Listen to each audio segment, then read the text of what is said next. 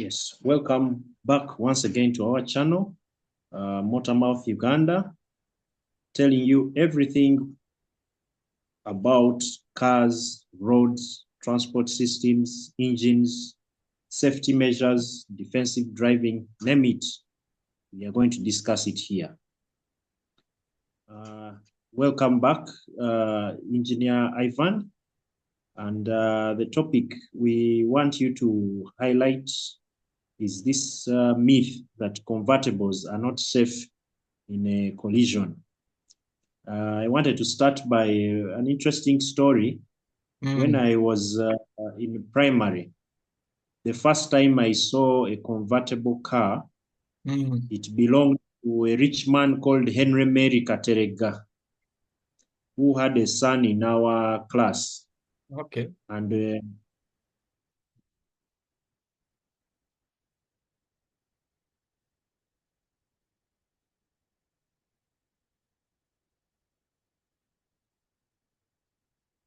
Alan, are you there?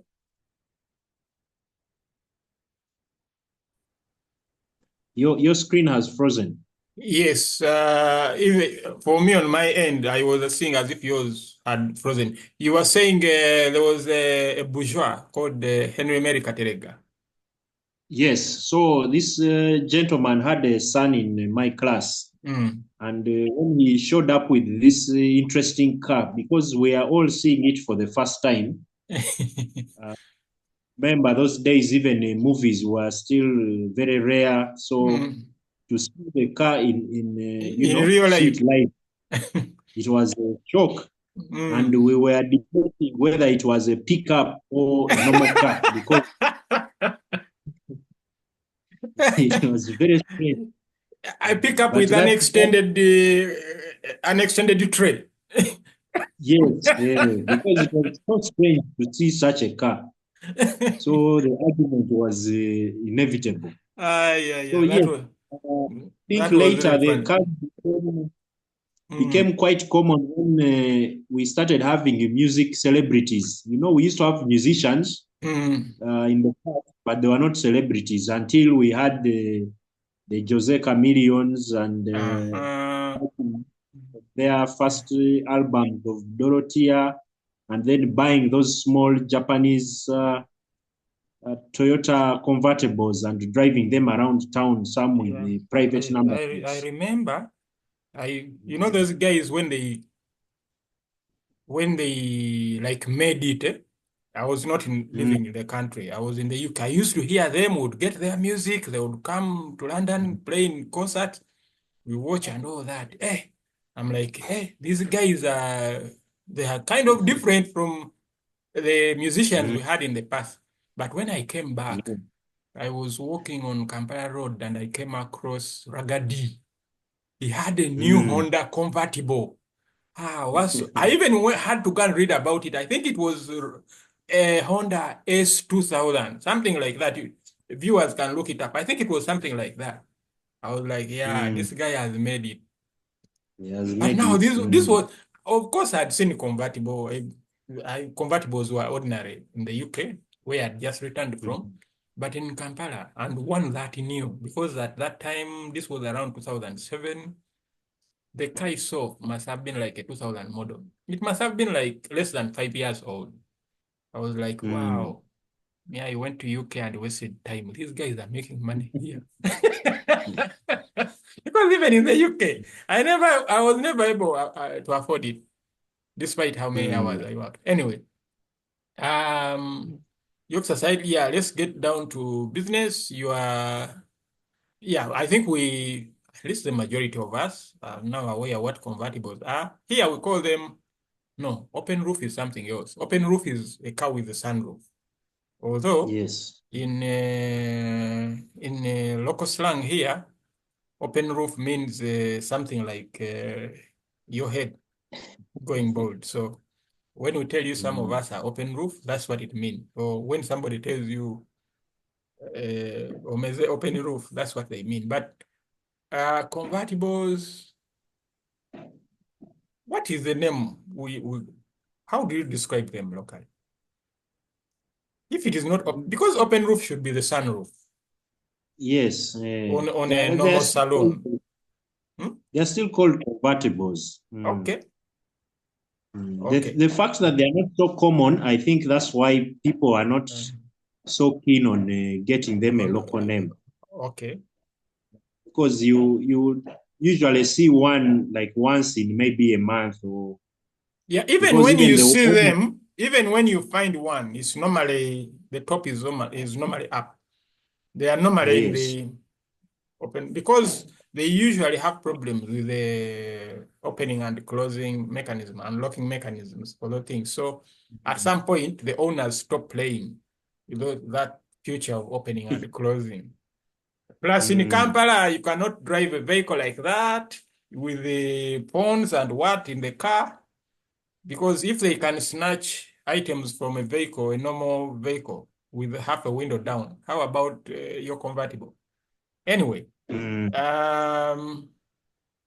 topic today is whether these vehicles, this type of vehicle, are safe in a collision. Yeah, I'll say in general, convertibles, modern convertibles are equipped with a variety of safety features, just like ordinary vehicles, and they undergo the same rigorous testing, especially for crash testing, as the other non-convertible cars. However, you have to keep a few things in mind. For example, these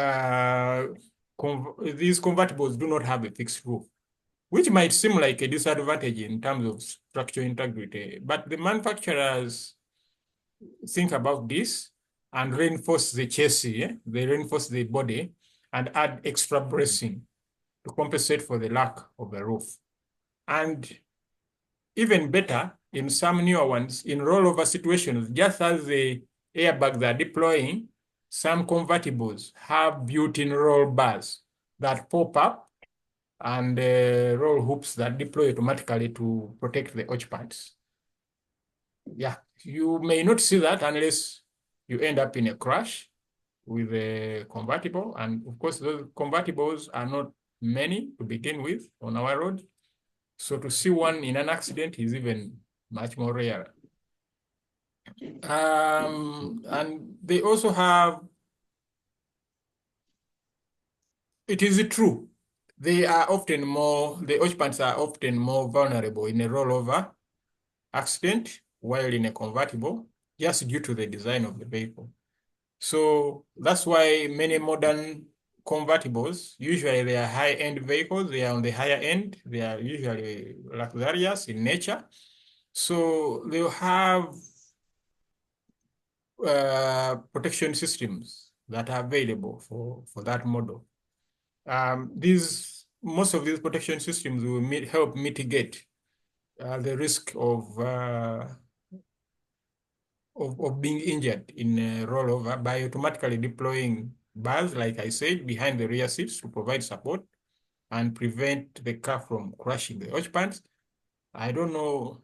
I doubt that system will work if something is hitting you from the top, but in any case, even in normal cars, if you have something really heavy, like 2 tons landing on the roof of a car, I doubt the roof can save you much, but at least when you are having a rollover, in a convertible, these bars come out and they try to protect you. And when you have side impacts, because you are without a solid roof, a convertible may offer less protection in roof rash situations compared to hardtop cars. However, some convertibles are built with strong A-pillars. These pillars between the doors.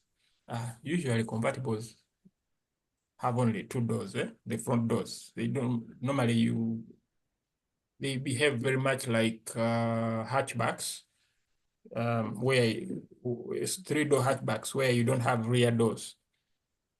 Yeah, but anyway, they are A-pillars, what they call the A-pillars. They are usually reinforced to improve safety on side and frontal collisions. And then still, to make sure that these cars are not so dangerous, they are tested after being designed. They are tested to check for their safety rating. There are organizations such as the Insurance Institute for Highway Safety.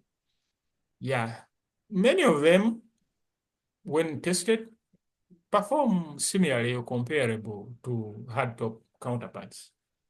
Then in come again, because these are relatively luxurious models, most times, many of these convertibles are equipped with advanced safety features. These may include front, side curtain airbags from all angles, and then electronic stability control, which prevents a vehicle from losing, it prevents you, the driver, from losing control of where the vehicle is going when the road is slippery. Electronic stability control is related to ABS, to anti-lock brake system. They're different systems, but related. In the future, I'll expand more on that. But generally, they make driving safer because they allow, in conditions where without those controls, the driver would have lost control of the direction of the vehicle. These electronic stability control and anti-lock brake systems, they help in that. So convertible cars normally have those systems installed. And they also have collision warning systems. We don't have many of those systems on our roads in Uganda yet because vehicles commonly started having them installed by the manufacturer from around 2014, 2015, and it also depends on which model you are considering. But I think I've seen them in a lot of European cars, newer than about 2014, but also in some Toyotas from 2017, 2018 onwards. Now, these collision warning systems sometimes even intervene when they predict that you are going to crash into a vehicle in front of you or an object in front of you. Yeah, even some Subarus, some newer Subarus have those systems. They are becoming more common. In about 10 years' time, I think they will be standard. But when they are being rolled out, you can imagine they are going to be rolled out you are going to start seeing them in convertibles just because they need to improve the safety of the passengers. And also, yeah, even the pedestrians, even the other road users. But when we are talking about convertible, we are looking at it as if it's the people in the convertible that are more vulnerable than everyone else. It may not necessarily be true.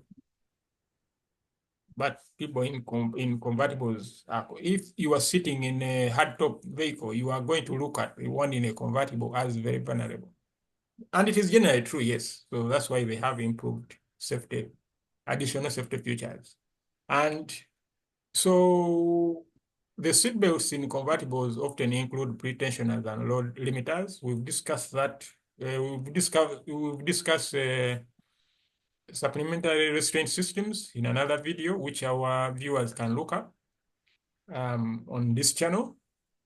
Yeah, but convertibles often have even higher grade SRS systems than the hardtop vehicles.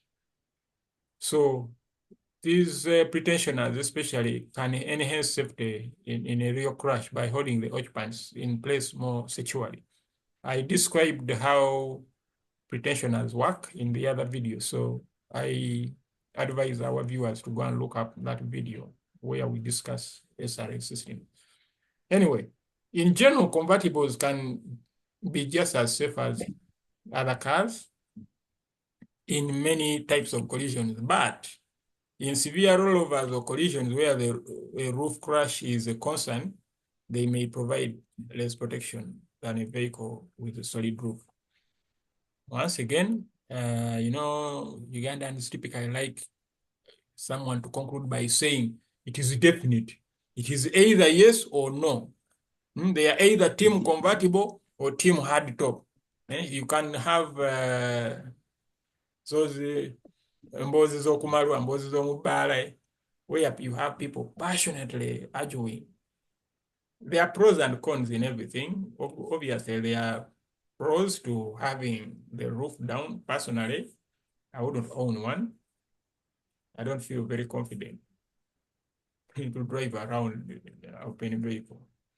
Because there's somebody can be funny, they can dump rubbish in your car when you park it, or when you are driving, you kind of look out of place. You kind of seem vulnerable.